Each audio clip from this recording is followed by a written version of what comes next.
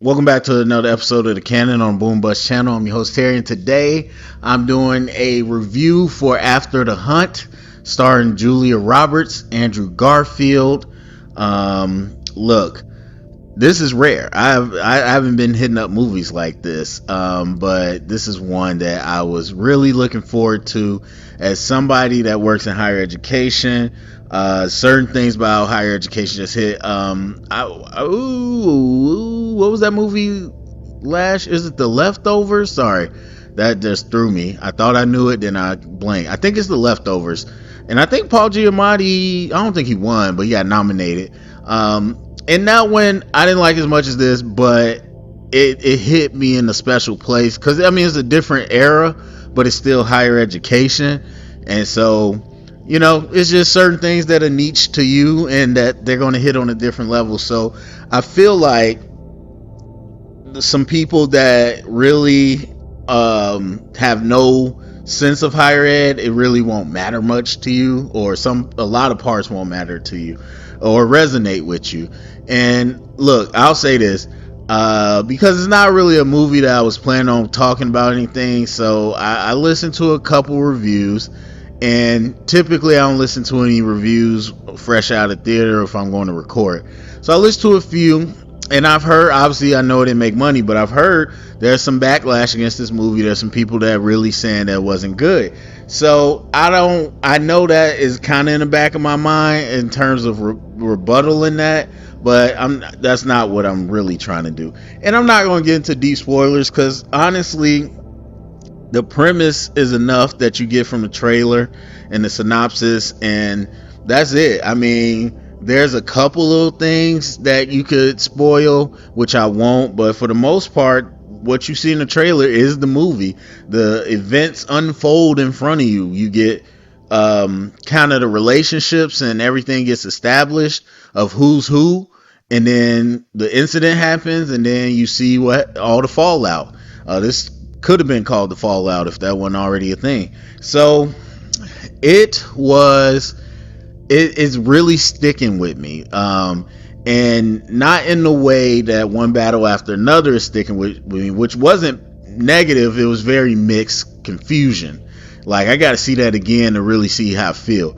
This is sticking with me. Like, I can't wait to watch this again. I'm not going to the theater to watch it again, but I'm definitely going to buy it. That's a movie I'll revisit often. It reminds me of some of my favorite smaller movies that I just feel like when you watch it more and more, you get a little something. Because even while watching the movie, I could tell symbolism, because you knew, well, if you paid attention to the trailer and stuff, you knew what this was going to be about. So I just felt like certain shots and certain things they were mentioning, and with the word, like the dialogue, and I was like, okay, there's like levels to this. Now I saw it play out, and I still feel that there's the hint of kind of foreshadowing that I was seeing, but the movie never really fully answers anything.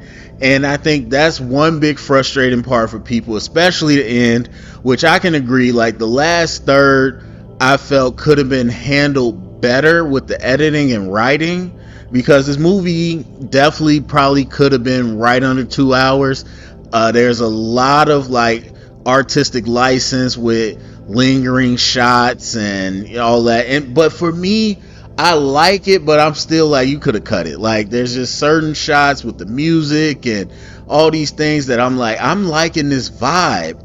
And again, I heard this, so being honest about it, I heard somebody say how the music was bad, and I just could not disagree more. Like, that is the last thing I ever noticed in a movie is the score, and so for me, I was like, from the beginning, it really is playing, like, it's using the score to obviously add to the tension, but it's using it to create the flow of the scene, and it was just kind of unique to me. I kind of liked it, and sometimes it was abrupt and like really different, but again, I liked it. It really helped with the tension, and so I just love the whole flow. I love the whole thing. And again, as somebody that's in higher ed, and it's interesting because this is from an academic like a faculty, a professor perspective, which I'm not faculty. I'm more on the student services slash employee side.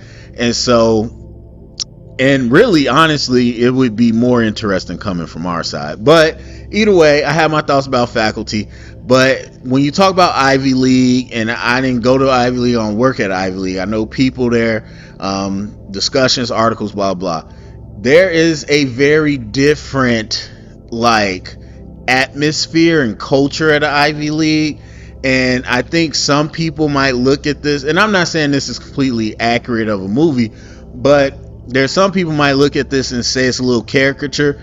But there's things in this movie that I've seen, let alone at an Ivy League, where you really have that pressure of tenure, where you really have everything kind of on a microscope in terms of all these really rich kids and legacy kids. And so it worked for me. I guess that's the best I can say. It worked for me. It was believable for me. And even honestly, that part didn't really matter. Like, that's just my own, like, geeky stuff, I guess, because that's my world. The main issue, or the main part of this movie, is the incident, and kind of you getting information a little bit in Julia Roberts' shoes, and you kind of coming to your own conclusions. Like I said, the movie never makes any attempt to tell you who's right, who's wrong. Here's what you should feel. It continues to give you new information to be like, what do you think now? What do you think now? What do you think now?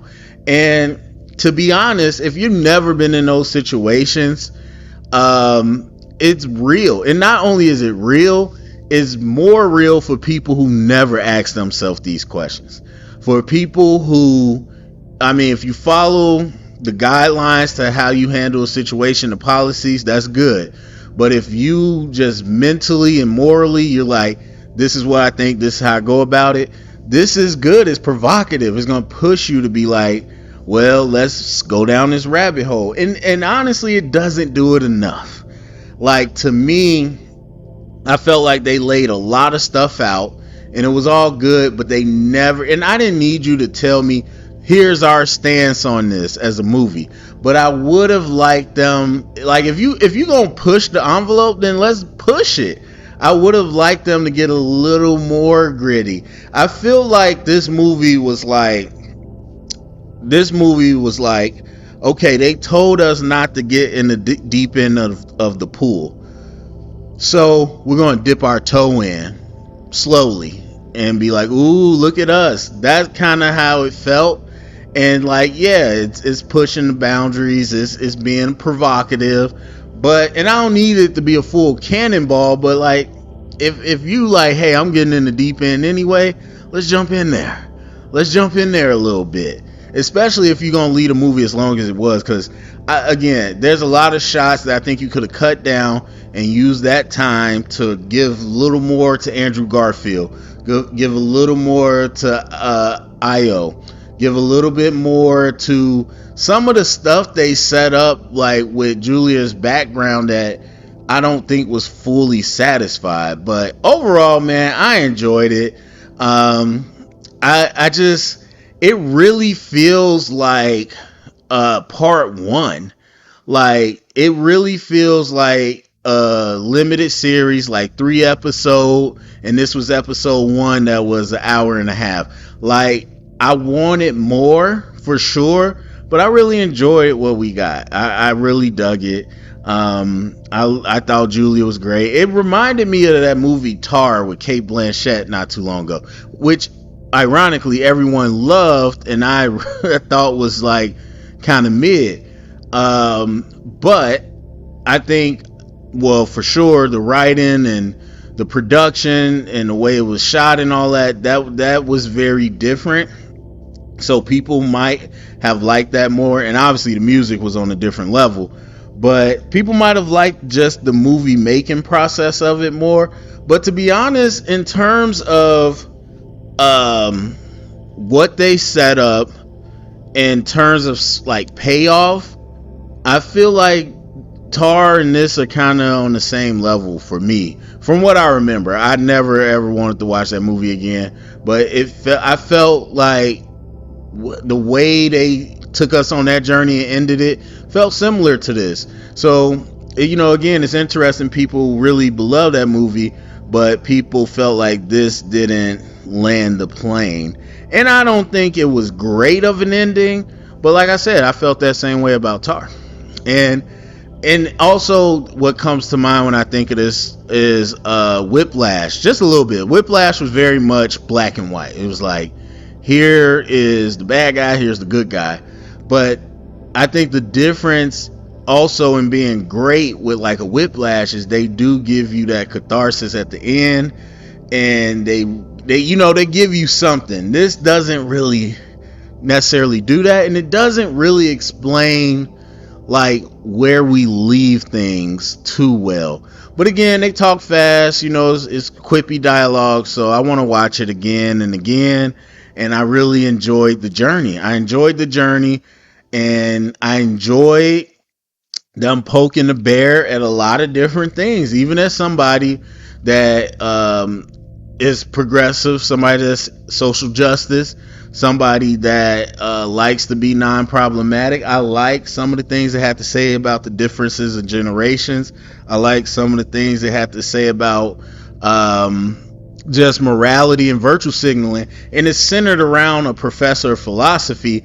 And to be honest with you, now that I think about it, that was probably a weaker part, because I know actual people in philosophy, and again, if you watch this and some people are like, oh, these are caricatures, they don't talk like that. No, people in philosophy are way worse. Like, the people in philosophy get way deeper than they got in this movie. They're very into this like theoretical, and like the way they talk is very heady. So I felt like you could have wove it together even more. There's a little bit of that, there's a couple shots of this, a mention of this, and then that goes into a scene that might be similar, but I just felt like it could have been done a little bit better. But man, I enjoyed the movie. It's weird to say like a smaller, I don't know if it's independent, but a smaller movie, it's weird to say it wasn't the best, but I had fun.